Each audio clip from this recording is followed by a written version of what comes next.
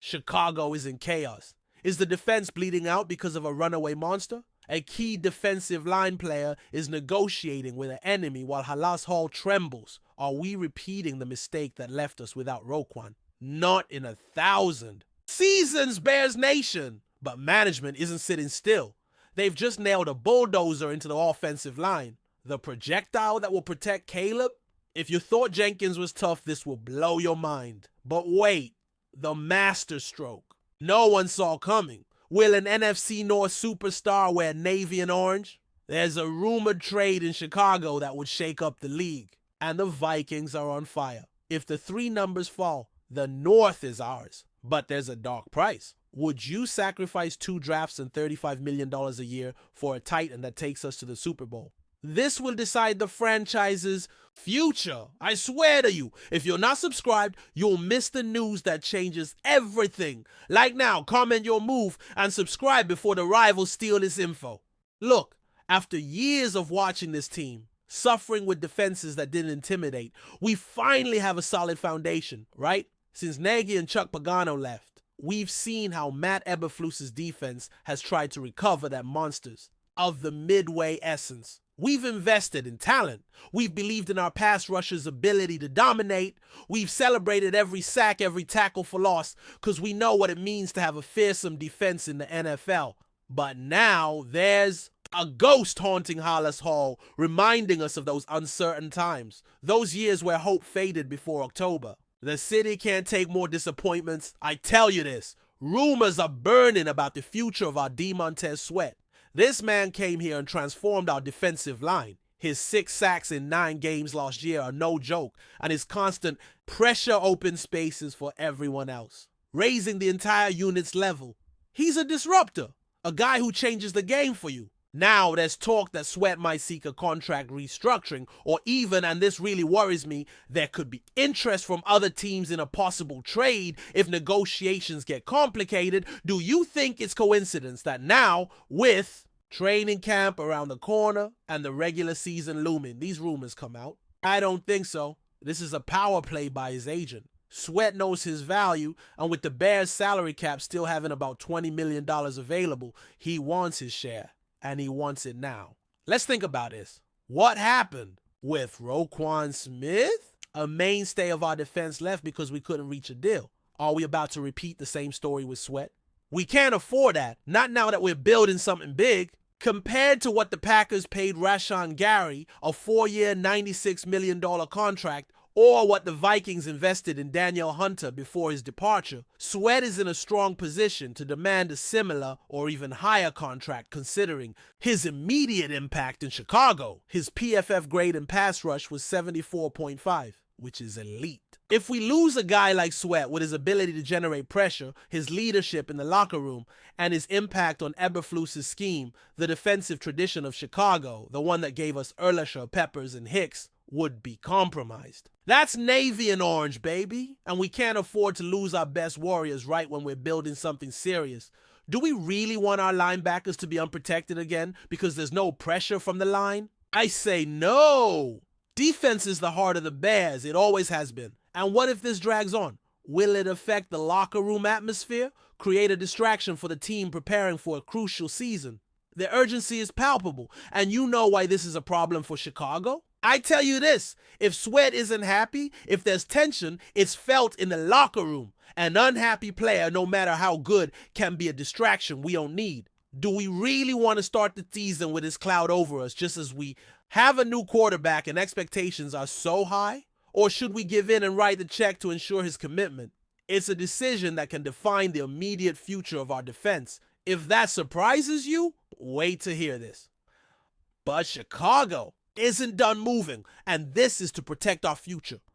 After years of suffering with offensive lines that seem like paper, watching our quarterbacks run for their lives from the era of Jay Cutler to Trubisky, and then Fields, we Chicago fans know what desperation is. We've dreamed of an impenetrable wall protection worthy of a quarterback with the potential to change the franchise. We've been through hell watching our QBs get hit over and over. And now with Caleb Williams here, the #1 draft pick, the #1 priority is to protect him. It's the biggest investment we've made in decades. I believe that Ryan Poles has just made a move that changes our face completely.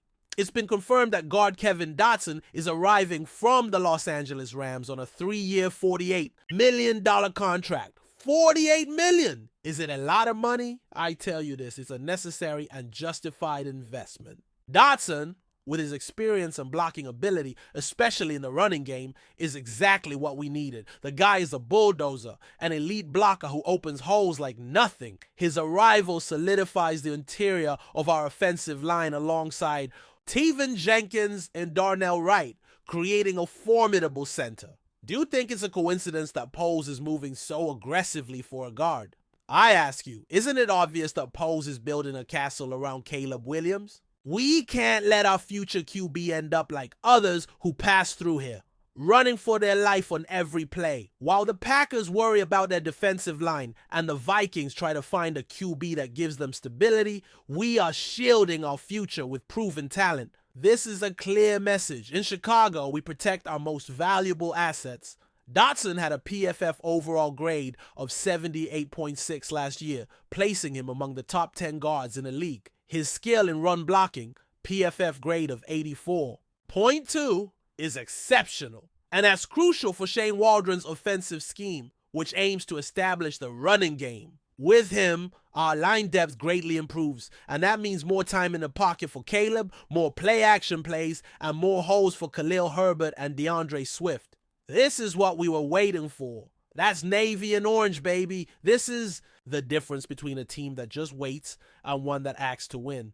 Do you think the Lions, with their highly praised offensive line, have the same depth and raw talent in the interior as we do right now? They're crazy if they think so. We are one step ahead. And do you know why this is great for Chicago? Because it shows that management is committed to Caleb's immediate success. It's not just about bringing in a talented QB, it's giving him the tools so he doesn't end up like others who pass through here, unprotected. Do you think this investment is enough for Caleb to show his true potential from day one? Or do we still need more pieces for this offense to be unstoppable? Let me know your opinion, but that's nothing compared to what's coming. And if you thought that was all, you're crazy. Get ready for the biggest bombshell yet. Do you remember when we thought having Trubisky and Allen Robinson was enough for the offense? Or when we expected Darnell Mooney to become that elite receiver we long for? We, Chicago fans, have yearned for an offensive weapon that truly changes the game, a guy who can win one-on-one, who's a constant threat on every down. We've seen rival teams have those receivers and wondered when we get our turn. This city deserves a winning team, and for that we need stars in all positions, not just on defense. And now, the possibility of getting a true game changer is closer than ever, but with a risk that makes us hesitate, that generates a tremendous fear for the future. It can be. The biggest news? The one everyone's talking about in Chicago, the one that's paralyzed the bars on the south side and the cafes on the north side, is the rumor of a possible trade for wide receiver Justin Jefferson from the Minnesota Vikings. Yes, you heard right. The best receiver in the league in navy and orange.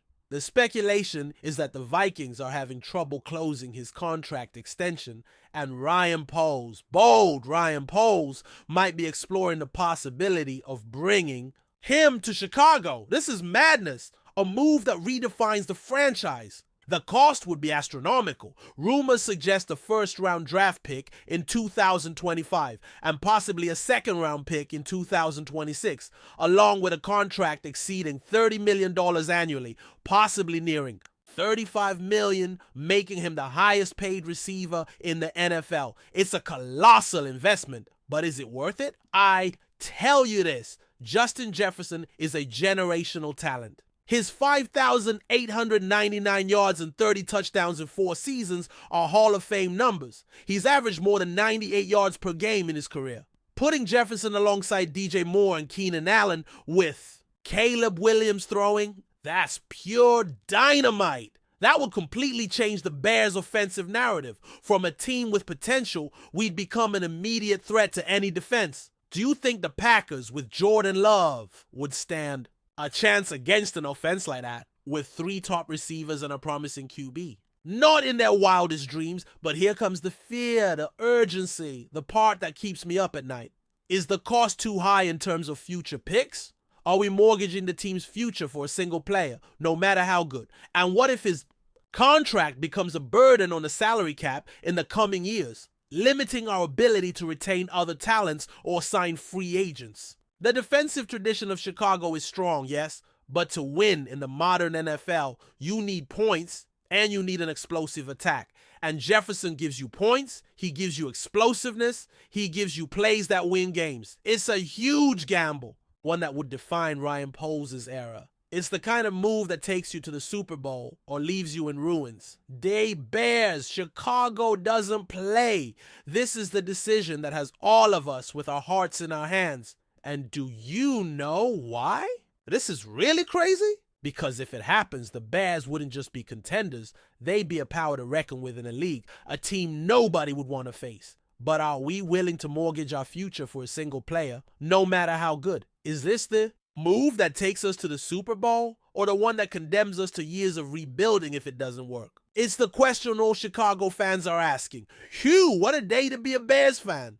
We had the tension with Sweat, the strength with Dotson, and the madness with Jefferson. 3 news pieces that have us on the edge of our seats, making us feel the passion for this team like never before. Because I guarantee tomorrow we'll have more explosive news, more analysis, more Bears truth. And you can't miss what's coming for Chicago. The season is approaching and every move counts. So Bears Nation, the Navy and Orange family, I want to hear from you. What do you think about Montez Sweat's situation? Do you think Ryan Poles should pay him what he demands to secure our defensive pillar? Or is it time to consider a trade? If the demands are excessive, let me know in the comments. I want to read each one of your opinions. And about Kevin Dotson's arrival, do you think it's a sufficient investment to protect Caleb Williams and give him the time he needs to shine? Or do we still need more pieces for this offensive line to be truly impenetrable? Are you as excited as I'm to see our QB with that protection? And the big question, the one that keeps us up at night. Would you dare bring Justin Jefferson to Chicago, paying the price in picks and money? Is it worth the risk of mortgaging part of our future for a generational talent that could take us to the Super Bowl? It's a decision that defines us. This is our family, the Bears family. If you're a true fan, if you live and breathe Navy and Orange, if you feel the passion for every play, then this is your place. Like if you feel the passion for the Bears, subscribe if you believe this year is ours and that Caleb Williams' era will lead us to glory. And activate the bell so you don't miss a single second of the Bears truth. Because here, on this channel, we are the voice of Chicago, the voice of the true believers. Bear down. Until next time, Bears Nation.